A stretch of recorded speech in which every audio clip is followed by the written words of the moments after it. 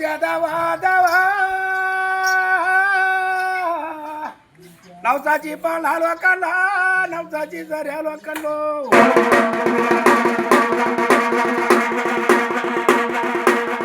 आणा गे बहिणी सुपात मदन घ्या अगं सुपात मदन घ्या आईची मरी लक्ष्मी आईची पूजा करा तुमची मुलं लेकर घरात सुखाची म्हणून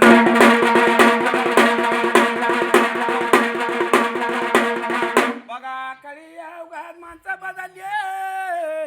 अगं राण्या मान बदलली समजा बदलली बाई आता रस्त्यात बसला म्हणजे एका मागाव एका जाग्या वळावत वत्या कोणाला ऐकायला द्यानं वाचाल ऐकायला परवड वाचाल बाई तुझे ऐका बहिणी वो संक्रांत भावना किंक्रांत भावना कशी नेमली संक्रांत ऐका बघा संक्रांत म्हणती तुम्हाला सांगून देते पिवळी पाताल यातून पिवळी काकान भरून पिवळी जंपर याचून संक्रांत म्हणती बघा वाघ घेतली वाघावर संक्रांत बसल बघा मावलता बघा उगवता संक्रांत निघल मावलता जात्याल 3 म्हणा लेकरा मागा कठीण दिवस कर्ज म्हणता कोकला म्हणता युता पाजी भावना होत्या ए बाईनी सांगून द्यायची तुम्हाला ऐकून घ्या बहिणी हो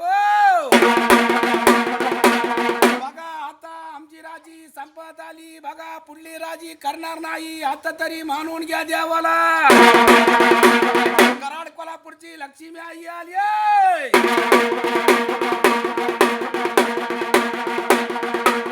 बघा लोकांना बघा आमच्या सारख्या लोकांना बघा सरकारने मदत कराय पाहिजे तेव्हा ते मार्ग बंद होईल मार्ग बंद होईल मार्ग बंद होईल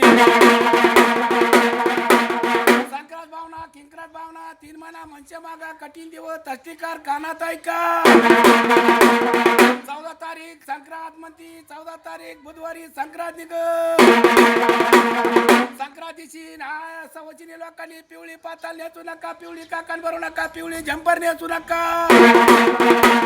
काने मुलांना बघा हे संक्रांतीची बघा नाव घाल नका डोळ्यानी काजल भर नका पाळण्यात घालून धोका देऊ नका बघा संक्रांतीची संक्रांत कडू चालली गुळानी गोड करा बघा साखरानी गोड करा तुमची घरादारात गोड जात्या हे बाईनी आता संक्रांत बघा काय दिवस बदलला काळ बदलला राजी बदलला बघा देवस्थान बघली तर बघा किचे दात करून बघा देवस्थान तुडवत जात्यात पण मातायला मानायला राजी नाही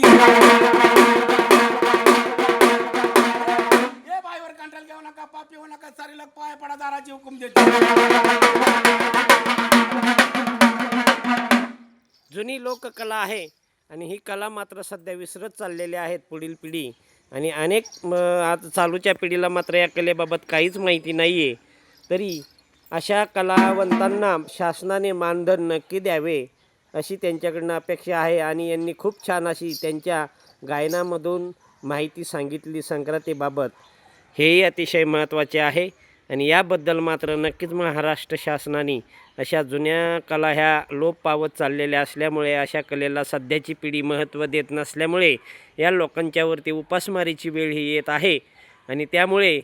अशी ही जी कला आहे ही भविष्यामध्ये काय असते हे विचारायला लागणार आहे पुढील पिढ्यांना की अरे हे जे देवीवाले पोतराज अशा ज्या काही लोककला आहेत ह्या आपल्याला भविष्यात विचारायला लागतील की पोतराज कशाला म्हणतात